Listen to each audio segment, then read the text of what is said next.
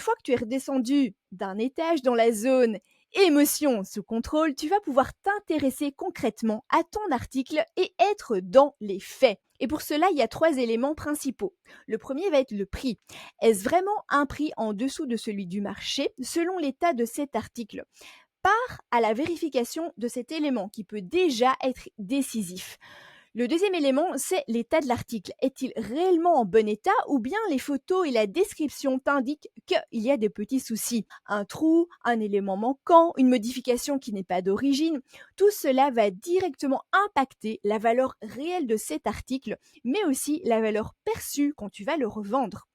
Troisième élément, la configuration de l'article. Est-ce réellement les finitions qui sont demandées sur le marché ou au contraire celles qui ne sont pas du tout vendeuses? C'est-à-dire, est-ce la bonne couleur? Est-ce la bonne version? Est-ce la bonne matière? Ou peut-être encore, parfois, est-ce la bonne année de fabrication, etc. C'est vraiment cette analyse de l'article et sa position sur le marché de l'occasion qui te permettra d'éviter, dans la grande majorité des cas, de t'embarquer dans un achat infructueux.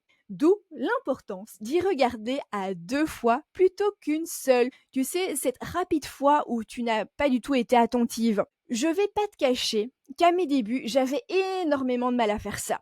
Car oui, ça te paraît peut-être simple comme ça, mais dans les faits, tes émotions vont venir brouiller complètement ces indicateurs sans même que tu t'en rendes compte.